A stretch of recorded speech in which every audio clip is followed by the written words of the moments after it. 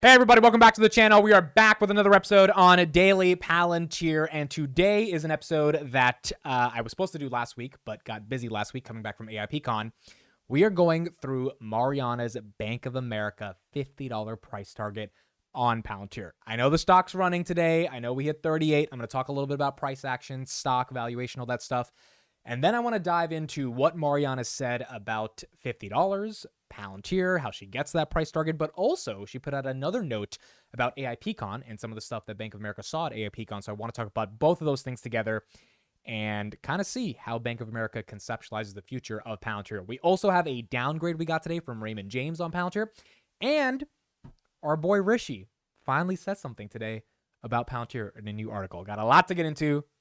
Let's get into it. Okay, so I think let's do a couple of the big pieces of news this morning, and then I want to get to price action, and then we will talk about Mariana from Bank of America. First of all, this is the downgrade that we got this morning, and then we'll get into what Rishi said. So Raymond James gave us a downgrade, and their primary logic has been, hey, the stock's gone up a lot, and because the stock's gone up a lot, you should be a little bit cautious around the stock. So here it is right here. You should be able to see it. There we go. Raymond James downgrades Palantir to market perform from outperform. They didn't do a downgrade on the price, which is so interesting. You've got the stock action getting people a bit afraid to actually downgrade the stock right here. But the analyst said, while we remain enthusiastic about Palantir's longer-term positioning in AI, we are downgrading our rating to market perform from outperform, as we believe shares need to consolidate after stellar gains and grow into their rich valuations. Basically saying, hey, Palantir is probably going to perform at the market. It's not going to outperform the market because it's already up almost 130% year to date. Palantir shares have appreciated over 120% year to date. This is when the stock was at 37, not 38, and around sixfold over 2 years compared to 20% and 50% for the S&P 500. Valuation has expanded approximately fivefold, making it the richest software name among comps at 26.1x fiscal year 2025 sales. The S&P 500 inclusion announced on September 9th catalyzed a 23% move in the last 14 days, went from 2950 to around 37, leaving significant positive estimate revisions as the lone catalyst from here. Basically saying unless they grow dramatically in Q3 or Q4, we're not just talking about 30% growth, we're talking about 35 to 40% growth. The valuation is so rich that it's hard to imagine the stock going up even further from here, given how the stock has performed over the past couple of weeks. I think that's a fair downgrade. It's not really being bearish on Palantir. Objectively, it's just like, hey, stock's up a lot. Maybe it's going to chill out a little bit, which I don't think is the craziest thing in the world. And the reason why people are saying, hey, maybe it needs to chill out a little bit is because we are looking at a $38 stock. Look, it's exciting. What else can I say? It's exciting. I feel the valuation is obviously getting stretched. I've been saying that since like the mid 30s. My price target for the end of the year was 35, and that was based on the assumption that they would get back to 30% year-over-year growth by the end of the year. I do think 35 now is very reasonable to end on, maybe even 40. Here's where I'm coming down on this. At the end of the day, the stock is not trading on pure valuation now. The stock is trading on something greater. And I think the things that are greater than the valuation comparison, at least for the people that are buying it at these ranges, are the AI thematic. A lot of people believe Palantir is going to be one of the most important AI companies in the world. I believe that as well. And so they kind of don't care about the valuation because they think, you know what, if it's going to be $380 one day, then it doesn't matter if I'm buying it at 35 or 38. I actually think that's a really healthy way of thinking about it. The valuation entry point might be a little stretched right now, and there may be a better entry point in, but if your plan is to DCA and just not care about a couple of dollars here and there in terms of your share price entry, then for people that have no exposure to Palantir, I can see why they're buying it at 38. Number two is I think people have a lot of trust and faith in Alex Karp, the CEO of Palantir, someone who has got the company to be where it is right now, someone who has basically took this from zero into a $85 billion company as of today. You put Karp, someone who can talk. By the way, Palantir short float is at 2%. Why? Because I think Karp went on CNBC a couple months ago and said the shorts are high on crack and coke if they're shorting Palantir. I think the shorts were like, you know what? We're going to stay away from this guy. We're going to stay away. And the reason I bring this up is because you need a CEO who can effectively communicate in that way to get people to even believe that maybe they should just not mess with Palantir. So I think Karp is what's giving the shares a premium. And I think the broader AI thematic, when you see OpenAI being worth $150 billion, that's not even profitable. You look at Palantir being worth $85 billion, even if a lot of their profitability is coming from treasury income. You can make an argument for why, hey, this AI thematic is going much further than here. And to get exposure to it, I don't care if I have to buy shares at an elevated level. That's how I think about it. A lot of people have been messaging, hey, do I sell my shares? Hey, I'm up so much. Do I take profits? Yada, yada. We did a really good segment on this on Palantir Weekly. I'll link that in the description. I think everyone should watch that if you're struggling with thinking of selling your shares. My thoughts are very simple. If you want to take a little bit off the top, that's not a bad thing to do. You should never feel bad for taking some profits, especially if you feel that it's overextended.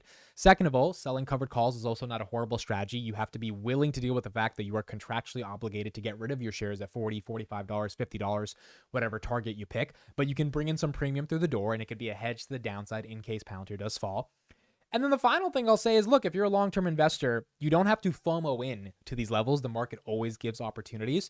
But if you really want exposure, as long as you're okay with realizing Palantir could fall back to 30 just as easily as it could go to 45, I think there's kind of two levels. There's a 50% chance it goes back to 30, 50% chance it goes back to 45 or goes up to 45.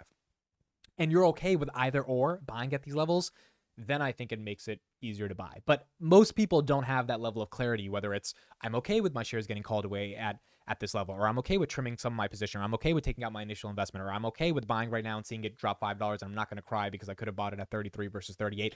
You've got to be okay with whatever you choose. And as long as you are okay with however it pans out, meaning if you sell today and it goes to 45, you can't feel sad that you missed out on those extra $7 of gains. You have to be willing to deal with the consequences. The easiest thing to do is kind of just sit back and do nothing. And that, means over the next couple of years, whether it goes down to 25 and you get another buying opportunity, or whether it runs to 50, it is what it is. But if you want to make an actual move, it is highly contingent upon understanding your circumstances and being okay with whatever move that you make.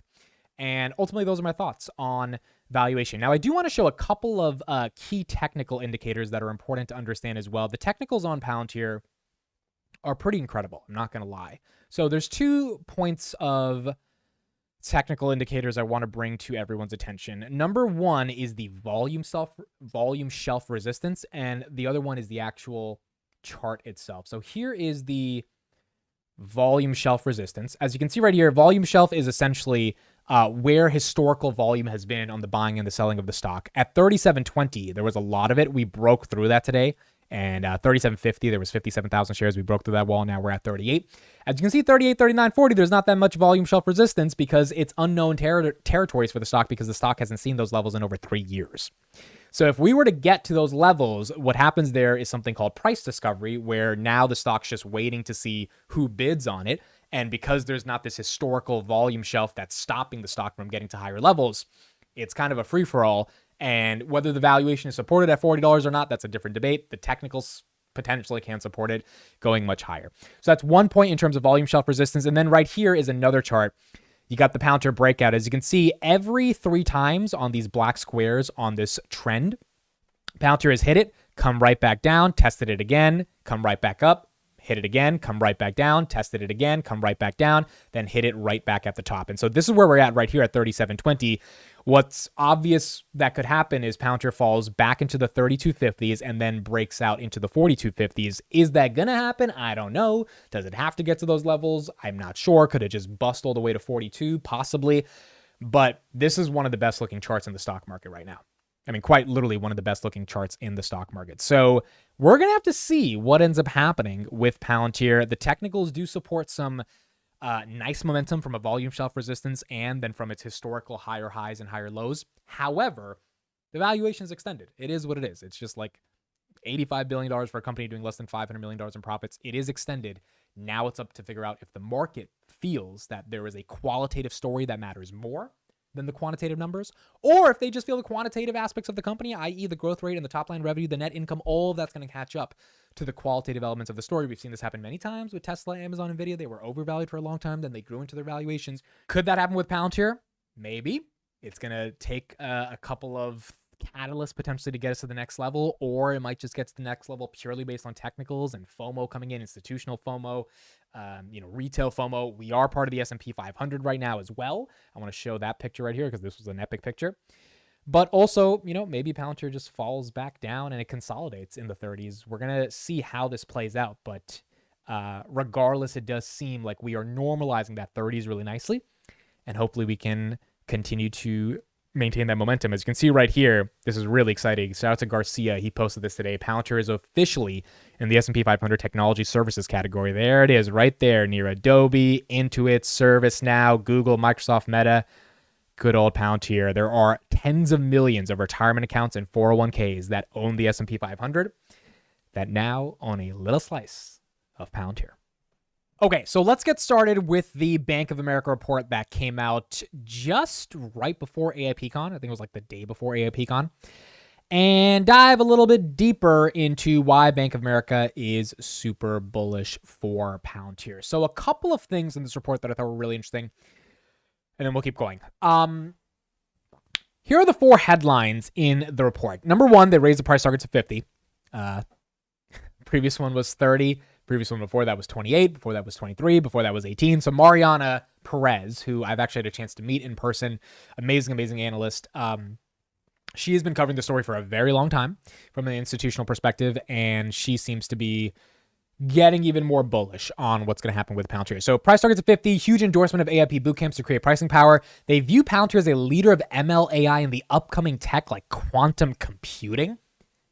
That part was just like, well, I guess they think Palantir is going to play a role everywhere.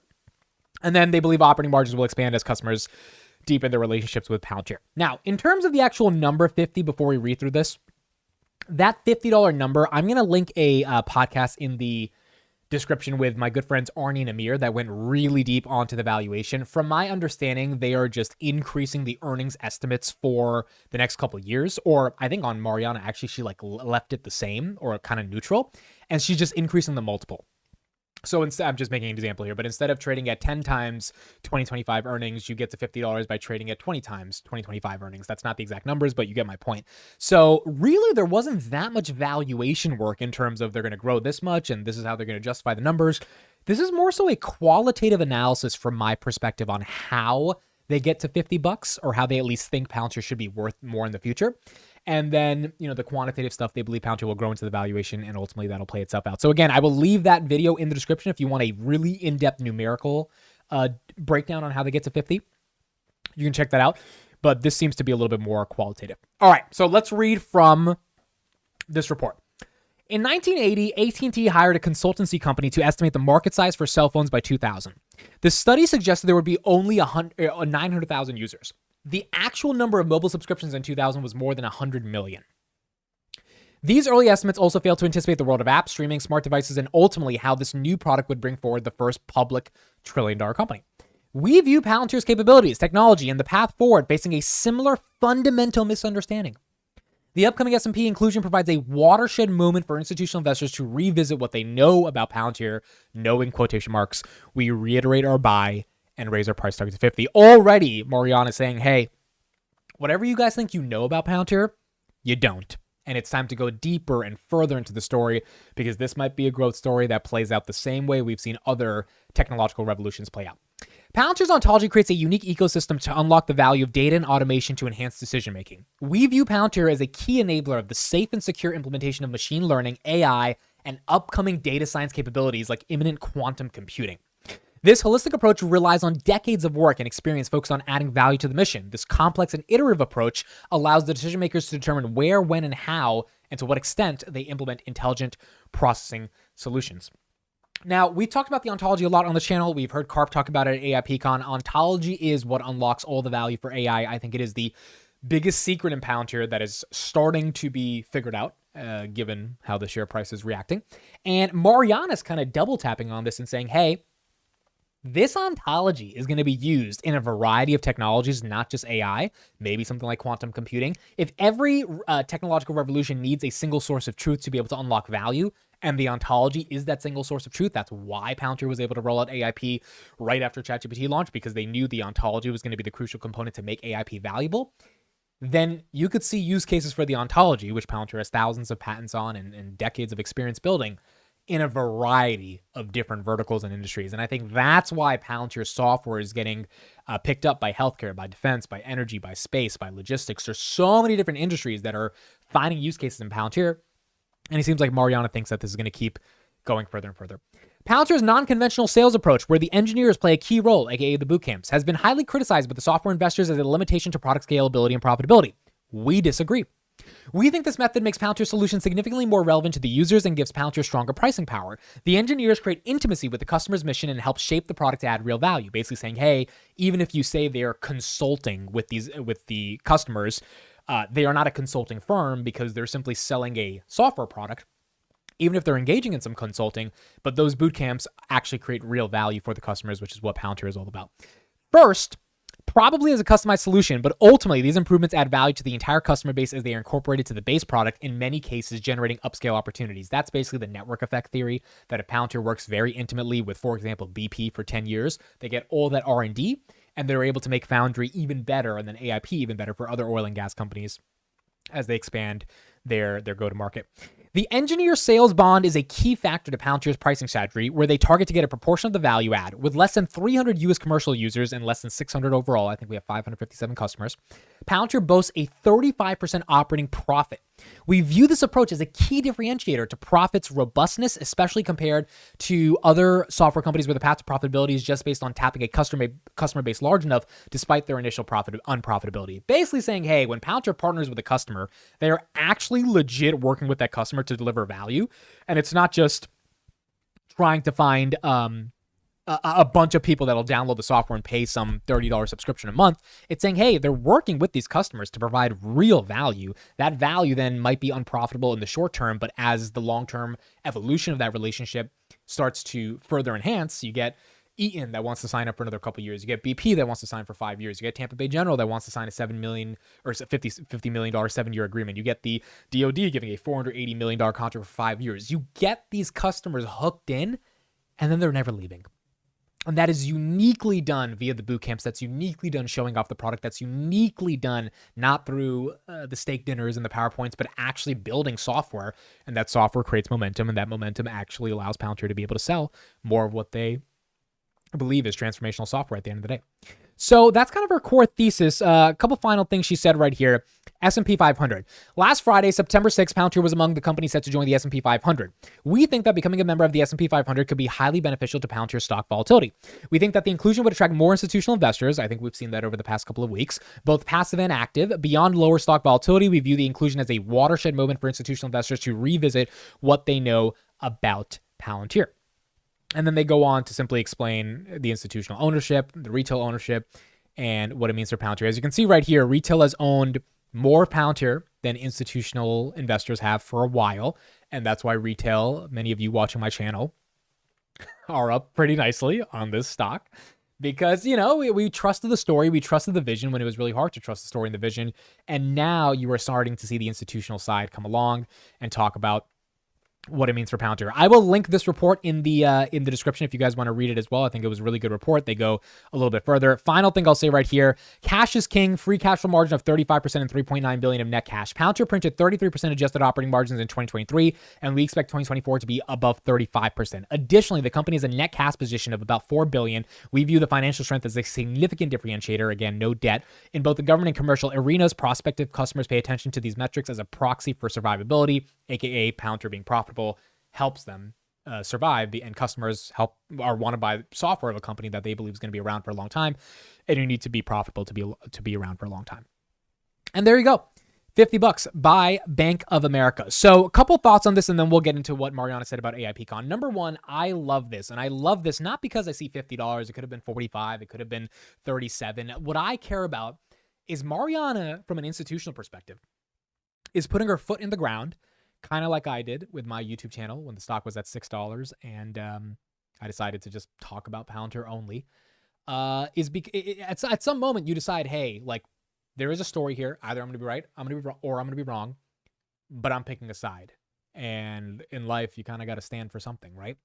And so Mariana right here I think she issued this price target when Palantir was like $34. Basically, she's saying to all the hundreds of people or thousands of people that read her research in Bank of America's clientele base, many of them with very fat pockets that want to allocate capital to compounding growth companies that fit a unique thematic like AI and technology. She's telling them, you guys might think that Palantir did a DPO and Palantir has F-class shares and Palantir has this crazy cult retail following, but there's a reason they did a DPO. There's a reason they have F-class shares. There's a reason there's people that dedicate their YouTube channels to talking about this company, that talk about it all day and all night on X. Like, there is a reason for the hype. There is a reason for the excitement. And price targets are 1 year out in 1 year. So let's call it September 2025. She thinks the stock is $50. I think Palantir is reaccelerating commercial growth. I think that reacceleration of commercial growth is very exciting. Does the valuation make sense? No, not really. But again, this was not a valuation report. This was a qualitative assessment of where the world is going. And again, as much as I've been saying the valuation doesn't make sense, I'm also saying at the same time, valuation doesn't need to make sense. It just doesn't need to make sense. And I'm not saying that from a delusional, oh my God, everything's going to go to the moon perspective, because that's the last thing I want to do. I'm doing it from a sometimes technology, particularly disruptive, innovative, exciting technology with a leader that actually gets people to care and listen to what he has to say. That stuff does not rest simply on valuation. Is the valuation overstretched? Is it due for a little bit of a volatile move to the downside? Potentially. But if so many people are excited, if Bank of America is excited, if Dan Ives is excited, if all these institutional investors are like, you know what, it's not, $1 trillion, it's 85 billion. If we think it'll one day go to 500 billion, then that's a good 5x for us. We just have to kind of hold our nose and buy it at a little bit higher of a price. And if it falls, then we'll DCA. Then that's exactly what I think could play out over the next coming months as well. And so Mariana right here is basically saying, from an institutional perspective, she believes this stock, with the defense side of the business and the tech side of the business, S&P 500 inclusion, their innovation with boot camps, go-to-market strategy, that it's $50. And that would be putting Palantir at about $110 billion valuation. It's at 85 right now. You would want them to grow into that. But Mariana obviously believes they're going to grow into that. And when they do, quote unquote, grow into that, the valuation might be even further, right? Because, growing into that is one thing, but if there's this much hype and you start really accelerating the growth that customers want to see, or that investors want to see at 40, 45%, the hype might take it even to new levels, just because, again, there's momentum and excitement around this company. This is one of the most amazing times to be a Palantir investor. It has been an incredible journey for me to cover the company, to see the institutional investors that did not believe, outside of like Mariana and Dan Ives, quite frankly, when the stock was, in the gutter, to now come around. It means we're starting to see a little bit of a switch on how people think of this company, how people think of valuing this company. And now we're just going to see how Palantir continues to execute. But Mariana believes that $50 is reasonable. Now, on top of the $50 price target that she said, she also came out and talked about AIPCon. So Bank of America had some people at AIPCon. This is what they wrote after the conference. CEO Dr. Karp kicked off the fifth AIPCon, particularly excited about the recent inclusion to the S&P 500. Karp sees the welcome to the exclusive club of the S&P 500 as a major event that recognizes Palantir as an actual serious company.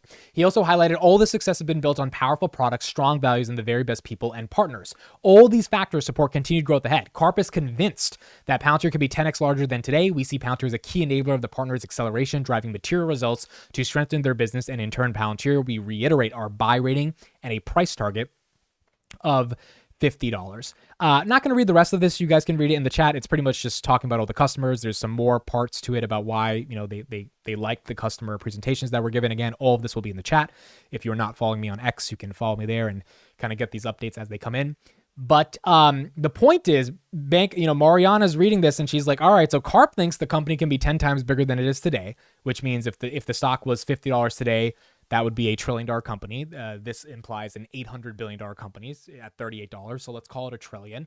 Karp thinks we're going to $1 trillion. Mariana is now asking herself, as a defense and software analyst, remember, she's not just software, she's defense. That's why I think she understood Palantir long before the other software guys understood it. She has to ask herself, all right, if the CEO who somehow survived to keep the company alive, then took the company public, then got the company into the S&P 500, if he thinks it can be $1 trillion, do I really want to bet against him? And if I'm hearing all these customers at AIPCon say it's the best, and I'm reading everyone thinks the ontology is all that matters, and I'm getting all these retail investors that are constantly posting about it every day because they've done way more research collectively than any of the analysts can, do I really want to bet against that?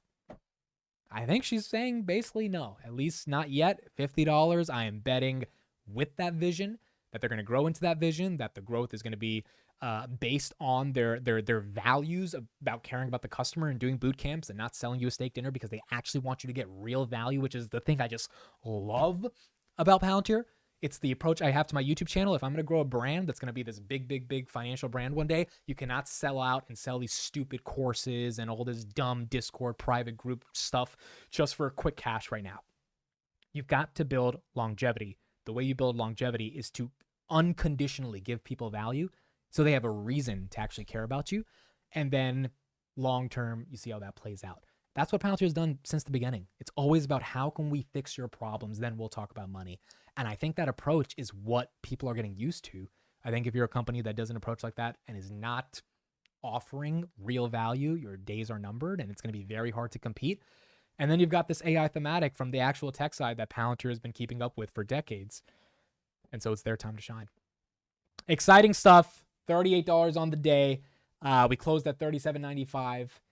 $50 price target from Bank of America. We're going to see how this plays out, but overall, pretty exciting for Palantir, and very exciting that the institutional analysts are starting to see some of the value that we've seen in Palantir for a long time. I'll have one video coming out tomorrow with 3 Palantir customer interviews, so watch out for that. 3 interviews I did at AAPCon. I think it'll hopefully help give a better perspective of different diverse use cases of Palantir. And that's it for me. Thank you everybody for listening and watching. I'll see you guys in the next one.